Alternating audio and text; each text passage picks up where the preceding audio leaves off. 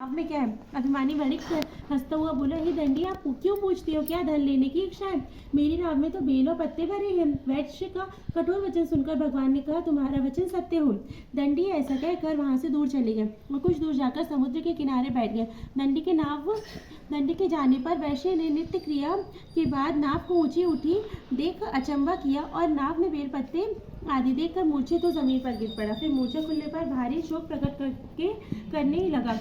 तब उसका दामाद बोला, आप शोक न करें, यह दंडी का श्राप है, अतः उनकी शरण में चलना चाहिए, तभी हमारी मनोकामना पूरी होगी। दामाद के वचन सुनकर वह दंडी के पास पहुंचा और अत्यंत भक्तिभाव से नमस्कार करके बोला, मैंने जो आपसे झूठ वचन कहे थे उनको क्षमा करो। ऐसा कहकर महान शोकातुर हो रोने लगा। तब दंडी भगवान बोले, हे वणिक पुत्र, मेरी आज्ञा से बार बार तुम्हें दुख प्राप्त हुआ है, तू मेरी पूजा से विमुख हुआ है। साधु बोला, हे भगवान, आपकी माया से मोहित ब्रह्मा आदि भी आपके रूप को नहीं जानते, तब मैं अज्ञानी कैसे जान सकता हूँ? आप प्रसन्न होइए, मैं सामर्थ्य के अनुसार आपकी पूजा करूंगा।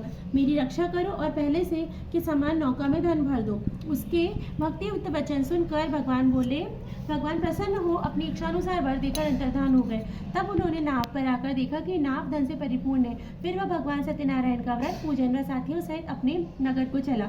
जब अपने नगर के निकट पहुंचा तब दूत को घर भेजा और दूत ने साधु के घर या उसकी स्त्री को नमस्कार कर कहा कि साधु अपने दामाद सहित नगर के समीप आ गए हैं। ऐसा वचन सुन साधु की स्त्री ने बड़े हर्ष के साथ सत्यदेव का पूजन कर पुत्री को कहा, मैं अपने पति के दर्शन को जाती हूँ, तू कार्य पूर्ण कर शीघ्र आ। माता के वचन सुनकर कलावती प्रसाद छोड़कर पति के पास आ गई। प्रसाद की अवज्ञा के कारण सत्यदेव ने रुष्ट हो उसके पति को नाव सहित पानी में डुबो दिया।